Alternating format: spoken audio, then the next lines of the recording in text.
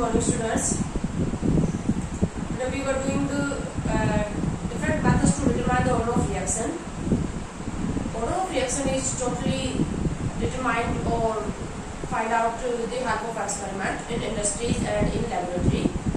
Then we are studying how experimentally in industries and in laboratory the order is found out. We have already done one method to determine the order, half-life method. Now we take the second method to determine order of reaction, and the second method is initial rate method. Why we call this method is initial rate method? In this method, one reaction is repeated many times by taking the initial concentration different. In each experiment, we take the different concentration of reactant. So initial concentration of reactant is different in each experiment. So this method is called initial rate method. Initial rate method किसलिए बोला गया? क्या हुआ, एक ही reaction करवाई जाएगी, कई बार करवाई जाएगी, एक ही रिएक्शन को कई बार करवाया जाता है। हर बार क्या करते हैं, रिएक्टेंट की इनिशियल कंसंट्रेशन होती है, रिएक्टेंट की जो स्टार्टिंग में जो कंसंट्रेशन रहते हैं वो डिफरेंट लेते हैं और फिर उसकी कंसंट्रेशन का रेट के ऊपर इफेक्ट देख लेते हैं। अब जैसे मैं आपको एक एग्जांपल के साथ समझाऊंगी इनिशियल रेट मेथड से की हेल्प से कैसे एक्सपेरिमेंटल ऑर्डर निकाला जाता है। सपोज हमारे पास एक रिएक्शन है A+B टू फॉर्म C और इसका रेटला एक्सप्रेशन हमें दिया गया है R के A की पावर X और B की पावर Y और हमें फाइंड आउट करना है K X और Y। हमें क्या क्या फाइंड आउट करना है, order with respect to AX, order with respect to BY and rate constant. X plus Y क्या हो जाएगा, ओवरऑल ऑर्डर। अगर X प्लस Y की वैल्यू पता चल जाएगी तो ओवरऑल ऑर्डर भी निकाल लेंगे। तो इसको कैसे निकाला जाता है, क्या करेंगे, जैसे यहाँ पर हम इनिशियल कंसंट्रेशन लेते हैं। A की इनिशियल कंसंट्रेशन को मैंने लिखा A0, B की इनिशियल कंसंट्रेशन को B0 और यहाँ पर हमने लिखा रेट। रेट की जो यूनिट होती है वो क्या होगी, कंसंट्रेशन अपॉन टाइम, और कंसंट्रेशन की यूनिट क्या है, मोल पर लीटर पर सेकंड। ये यूनिट हो जाएगी हमारे पास रेट की। एक्सपेरिमेंट,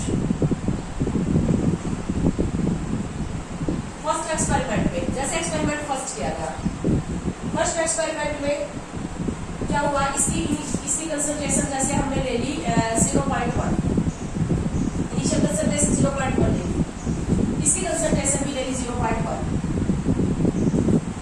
रेट आ गया हमारे पास, रेट आ गया हमारे पास जैसे कि 10⁻³ मोल पर लीटर पर सेकंड। मैं एक एग्जांपल के साथ समझा रही हूँ कि डाटा कैसे दिया जाएगा और दिए हुए डाटा की हेल्प से कैसे ऑर्डर फाइंड आउट किया गया और कैसे इंडस्ट्रीज में फाइंड आउट किया जाता है। देखो जैसे कि एक एक्सपेरिमेंट करवाया गया, A की इनिशियल कंसंट्रेशन ले ली 0.1, B की इनिशियल कंसंट्रेशन ले 0.1, उससे रेट निकाला गया। रिएक्शन का रेट आ गया 10⁻³ मोल पर लीटर पर सेकंड।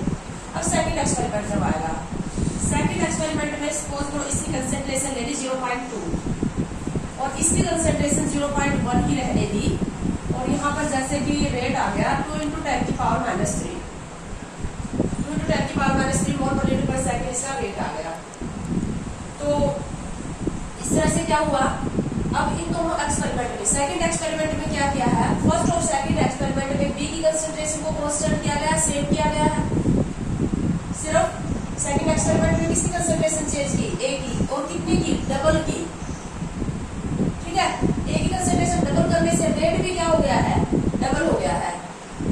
तो A की यहाँ पर रेट डबल हुआ है। अब इस रेट के ऊपर B की कंसंट्रेशन का तो कोई इफेक्ट नहीं पड़ रहा क्योंकि B की कंसंट्रेशन तो दोनों के अंदर क्या चल रही है, सेम चल रही है ना। A की कंसंट्रेशन डबल करने से रेट डबल हुआ है तो हम A के रिस्पेक्ट में ऑर्डर निकाल सकते हैं ना, इसको डबल करने से रेट डबल हो रहा है और ये कांस्टेंट चल रही है। तो अच्छी वैल्यू क्या हो जाएगी, 1।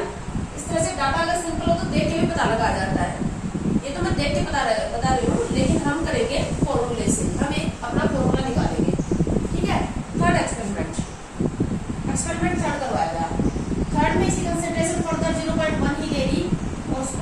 इसकी कंसंट्रेशन लेगी 0.2 और रेट आ गया 4 × 10⁻³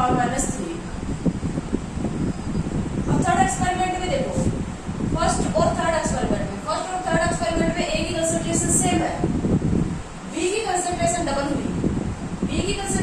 हुई तो रेट क्या हो गया, 4 टाइम्स हो गया।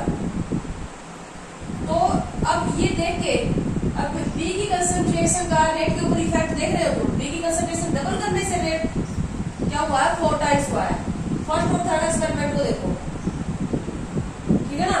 क्यों मैं फर्स्ट और थर्ड को देखने के लिए क्यों बोल रही हूँ, क्योंकि अगर हम सेकंड और थर्ड को देखेंगे तो ए की भी कंसंट्रेशन चेंज हुई है और बी की भी चेंज हुई है।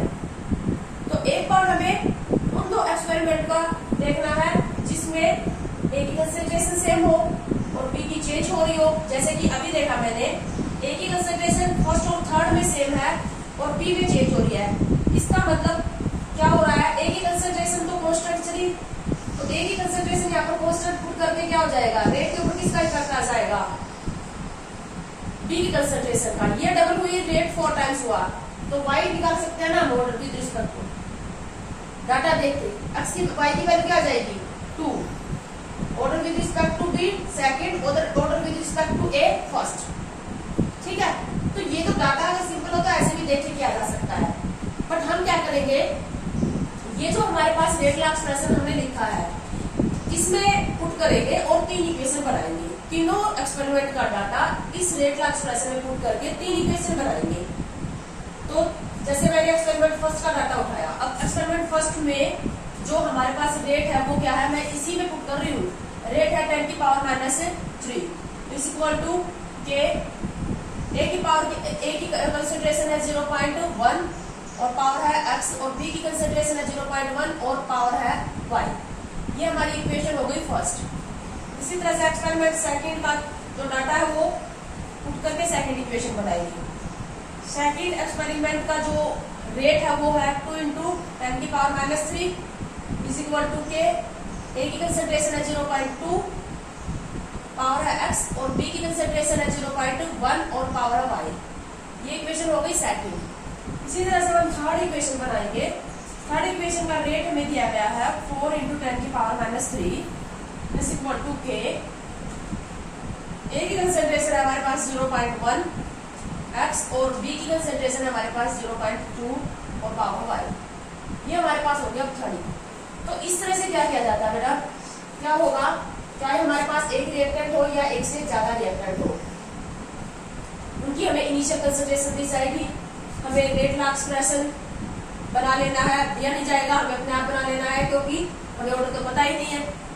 तो ऑर्डर हम चाहे ये पावर जो होगी x y a b c alpha beta gamma जो भी मानिए हमें मान लेंगे और उनकी वैल्यू हमें फाइंड आउट करने के लिए दे दी जाएगी।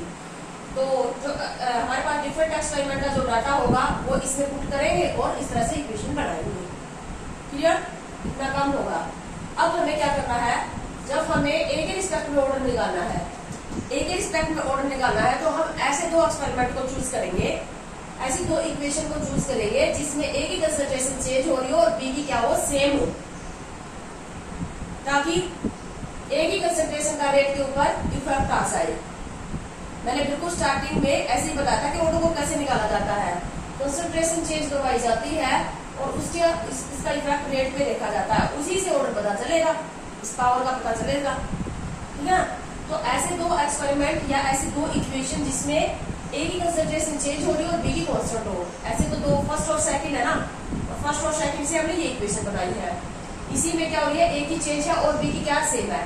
तो अब हम कहेंगे हम इक्वेशन सेकंड को फर्स्ट से डिवाइड कर लेते हैं, बड़ी वैल्यू पर ले लेते हैं। तो equation second upon first, equation second upon first करोगे तो ये हमारे पास क्या आ जाएगा, इधर आ जाएगा हमारे पास 2 इज इक्वल टू, चलो मैं इसको पूरा लिख देती हूँ, 2 × 10⁻³ upon 10⁻³ is equal to 0.2 power x 0.1 power y upon 0.1 power x 0.1 power y। ये तो कैंसिल आउट हो गया, हमारे पास क्या आ गया, ये कैंसिल आउट हो गया। 2 इज इक्वल टू ये कितना आ गया 0.2 अपॉन 0.1 पावर क्या हो गया x, यानी कि 2 पावर क्या हो गया x, तो x की वैल्यू क्या आ जाएगी, x की वैल्यू क्या आ गई 1। तो इस तरह से x की वैल्यू हमने निकाल ली 1 आ गई, ठीक है। अब इसी तरह से हम क्या करेंगे, y निकालेंगे, यानी कि order with respect to b। अब जब हमें निकालना है order with respect to b, तो हम उन दो इक्वेशन को लेंगे या एक्सपेरिमेंट को लेंगे, यहाँ से बिल्कुल दिखाई देगा तुम्हें, जिसमें a की कंसंट्रेशन कांस्टेंट हो और b की चेंज हो रही हो, ठीक है। तो हमारे पास कौन से एक्सपेरिमेंट, फर्स्ट और थर्ड, फर्स्ट और थर्ड। फर्स्ट से हमने इक्वेशन फर्स्ट बना रखी और थर्ड से थर्ड, तो इक्वेशन थर्ड को क्या करेंगे, फर्स्ट से डिवाइड कर देंगे आप। इसी तरह से equation third divide by first कर लेते हैं, थर्ड डिवाइड बाय फर्स्ट। और थर्ड को फर्स्ट से डिवाइड करोगे तो थर्ड का हमारे पास रेट है 4 × 10 की पावर -3, फर्स्ट का हमारे पास है 10 की पावर -3।